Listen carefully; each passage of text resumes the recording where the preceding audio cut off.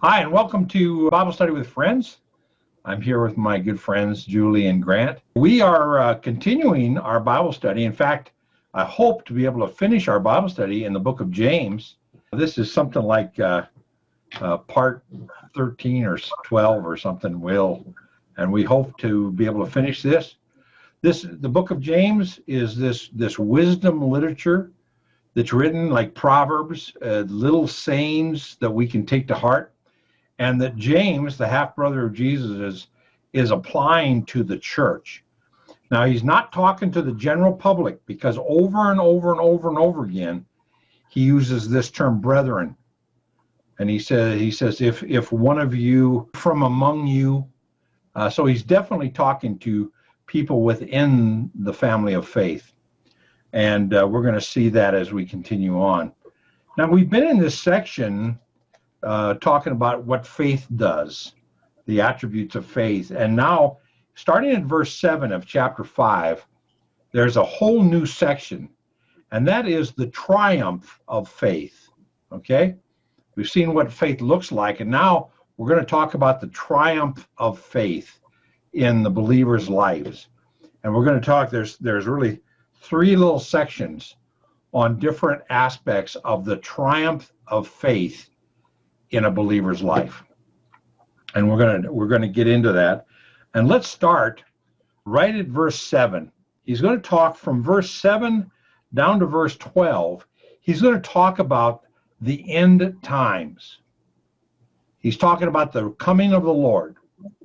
Let's read from verse 7 down to verse 12.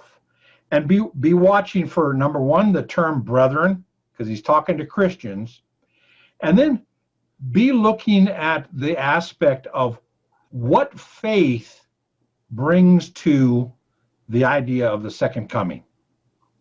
And so we'll be watching for that, and then we'll discuss it. So go ahead and start at verse 7, and we'll just read along here. All right. Therefore, be patient, brethren, until the coming of the Lord. The farmer waits for the precious produce of the soil, being patient about it until it gets the early and late rains. You too be patient. Strengthen your hearts, for the coming of the Lord is near. Do not complain, brethren, against one another, so that you yourselves may not be judged. Behold, the judge is standing right at the door. As an example, brethren, of suffering and patience, take the prophets who spoke in the name of the Lord. We count those blessed who endured. You have heard of the endurance of Job and have seen the outcome of the Lord's dealings, that the Lord is full of compassion and is merciful. But above all, my brethren, do not swear, either by heaven or by earth, or with any other oath, but your yes is to be yes, and your no, no, so that you may not fall under judgment. Okay. Now, number one, we see 4 times in 7 to 12, 4 times he's addressing brethren. Mm-hmm. So you have it here in color 4 times. So it's obvious that James is speaking to fellow Christians. Right. Okay? Now, what do you think he's talking about when it comes to the second coming? What is a word that jumps out at you when you read that? Endurance. Endurance. And there's another word in verse 7. What's the word in verse 7? Patient. Patient endurance. So people that are suffering, as many people do, and as people in the church that James is writing to were suffering under Nero, he's saying, don't be impatient about the second coming. We see a lot of people even today that are so into the second coming. It's like they can't wait, and everything is about the second coming. Every news headline is, oh, this is the second coming, right? Yep. We need to be patient about the second coming. The thing we can get by faith is the second coming will come when the Lord wants the second coming to come. Right. In the meantime, we are to live 2 ways. We're to live patiently, and we are to live expectantly. That's the way a Christian should behave when it comes to the idea of Jesus is coming again. I should be patient about it, and I should be expectant. I should live in a way that is expectant he could come at any moment. Do you see that? Oh, absolutely, yeah. So he's talking about, when it comes to the second coming, don't try to rush it. Just be patient and let God be God. Mm-hmm. Let God's timing be God's timing. Don't try to be so anxious about the second coming. When is he going to? Just live patiently and knowing by faith that the second coming is coming. Okay? And it could come at any moment. Now, James is writing this in verse 8. He says, you too be patient. Strengthen your hearts, for the coming of the Lord is near. We should be living as if he could come at any moment and not worry about what signs have been fulfilled and whether this. We should live in a way that is patient and expectant. And then he talks about, in that context, don't complain, brethren, against one another. Now, this is in the context of the second coming. So people have said, oh, the Lord's coming tomorrow. Now, look, don't complain against each other. Don't be saying, oh, he's living so that like he's not expecting the Lord's return at any moment. If he's living in a way that says, well, the Lord will return when the Lord returns, I'm not going to worry about it. I'm just going to live by faith. And I'll be patient. Don't start to complain against those people, right? So don't complain against one another so that you yourselves may not be judged. Behold, the judge is standing right at the door. So you need to live as if Jesus is coming right back and he's going to judge how did you treat each other. Yeah. That's what keeps coming into my mind. We've had all these examples and all of these things that we should be doing, but instead we're focusing on something that's not quite here yet while we have something here right in front of us. Yeah. Now, if you notice this word complain, see that little letter or that little number, I mean? If you go over here and look, that literally means groan. It means don't groan against each other. Don't go, oh man, that Grant Mangrum is so weird. But you see what I mean? Don't groan, don't complain against one another, because Jesus is coming back and you're going to have to answer for disunity inside the church. And especially around this idea of Christ coming back. Well, Christ should have come back last week. Or I'm suffering, Christ should come back right now. And he's not. We should live expectantly that he could come back at any moment, but we should live patiently the way the farmer does when he plants. He's just got to wait. Yeah. And then he says in verse 10, as an example, brethren, of suffering and patience, take the prophets. These guys who count those blessed who endured. You have heard of the endurance of Job, and that's how did they endure? They endured, if you look at Hebrews 11, they endured by faith. Yep. When you were talking about the triumph of faith, that's what I thought about was Hebrews 11, that Hall of Fame of faith. Hall of Fame, the Hall of Faith, the Hall of Fame. And he goes, now you guys have heard of the endurance of Job. Now that's going to come up. We're going to talk about that in a little minute. But he says, the endurance of Job, and I've seen the outcome of the Lord's dealing in Job, where his outcome was he was blessed. And the outcome was that the Lord was full of compassion and mercy in the life of Job. Even though he suffered not because of sin, but he suffered just because God was using him as an example of patient suffering. So we suffer, and just because we're suffering, we shouldn't say, oh, God's got to come back quick because I'm suffering. Right. God will come back when God comes back. Yeah. And in the meantime, we need to live patiently and expectantly and not complain against each other, but be patient and endure our lives to his glory.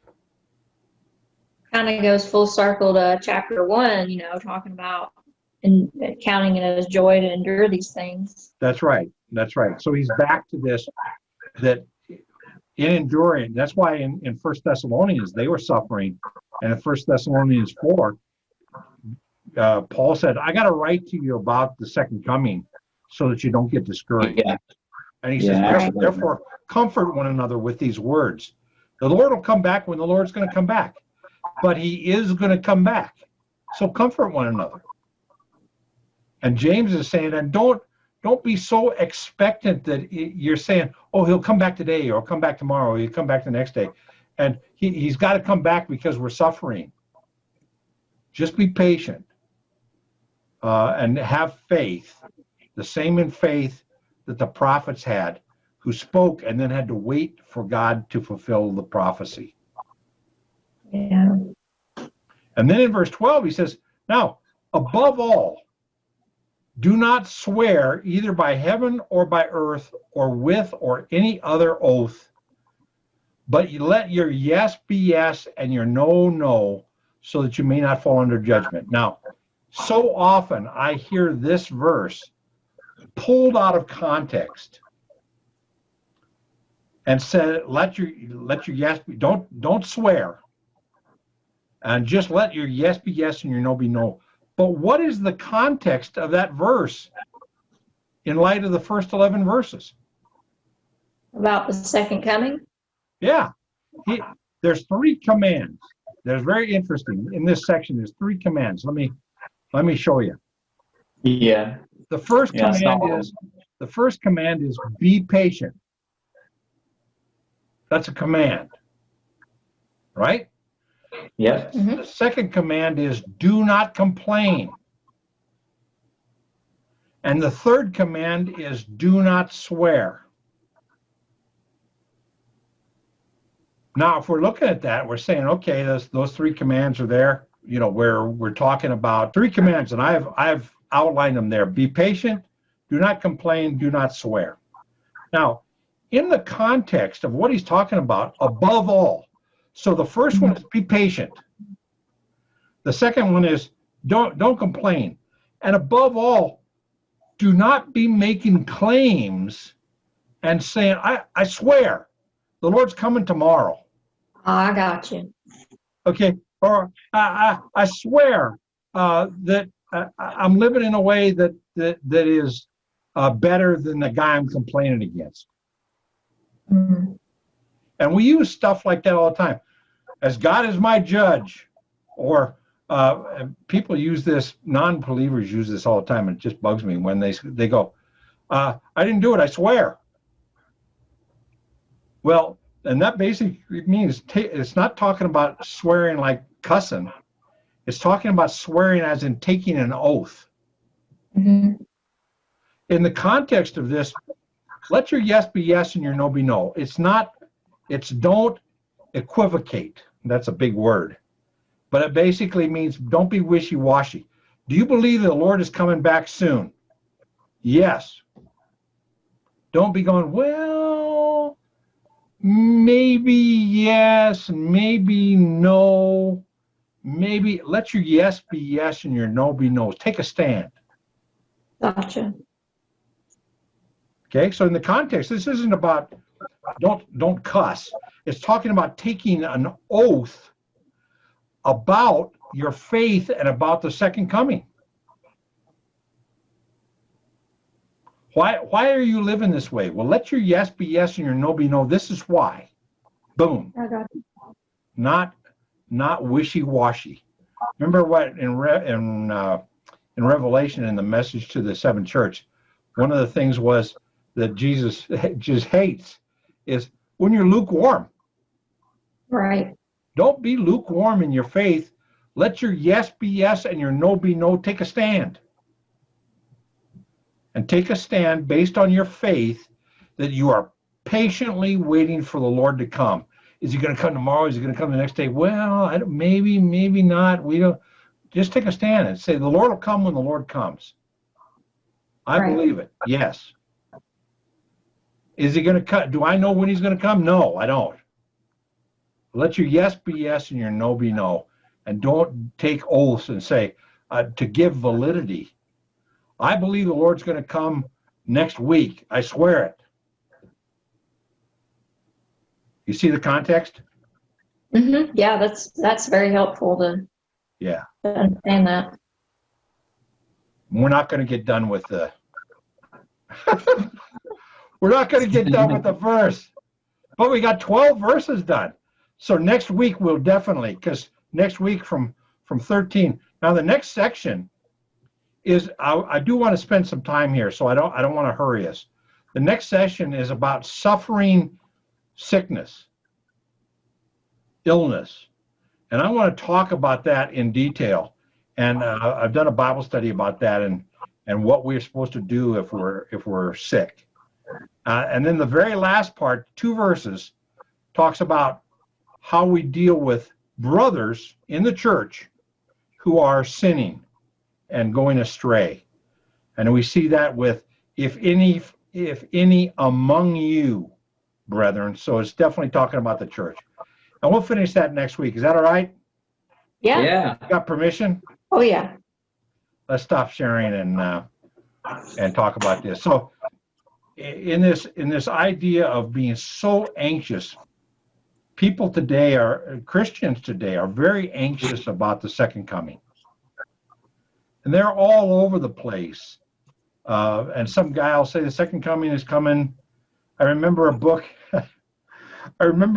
written back in I think it was 1978. And the title of the book was I think Travis shared this, our pastor shared this a couple of weeks ago. Yeah. It was 88 Reasons Why the Rapture. It was 88. That was it. And his book was 88 Reasons Why Christ is Coming Back in 1988. Yep. And then the next year, he came out with a revised edition, 89 Reasons Why Christ is Coming Back in 89. And you just dismiss that stuff. It's just so weird. Give it up. Just give it up, man. Just live it. Honestly, man, live it in faith. Be patient. This is the one big problem I see in general. If we would all slow down a little bit, open our eyes. This come from a young Lynn Allen here. If we would slow down and look around, pray about where the Lord wants you to go. There could be somebody among you right then that needs you to come and comfort them, pray for them, minister to them, tell them the gospel. But if we would just slow down for a second, just slow down. And we're going to be fast sometimes at work. We're going to be fast, but just slow down. Yeah, and when it comes to the Lord coming back, the end times, we need to slow down, be patient. Yeah, be patient. Not be all frenzied about it, but just live by faith. And so often one of the reasons why we have a hard time being patient. Okay, let me go to this. One of the telling things that I've seen about impatience with God and impatience with the second coming, impatience with suffering, impatience, is a lack of trust in God. Absolutely.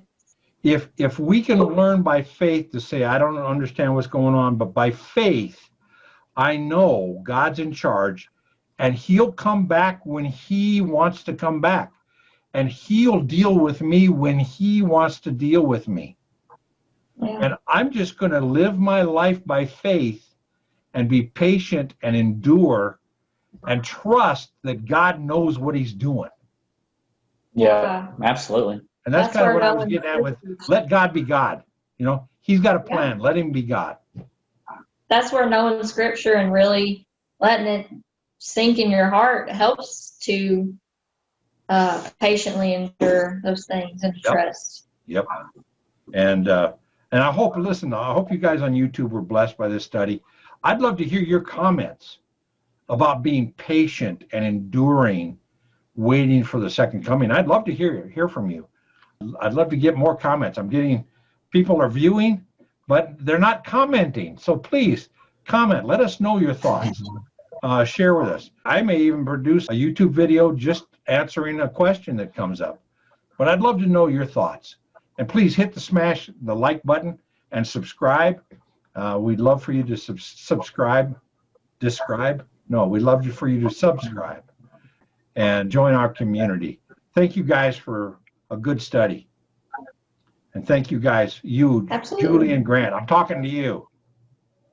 And thank you. we will see you next week. Smash button. The book of James. And appreciate you very much. In the meantime, God bless you.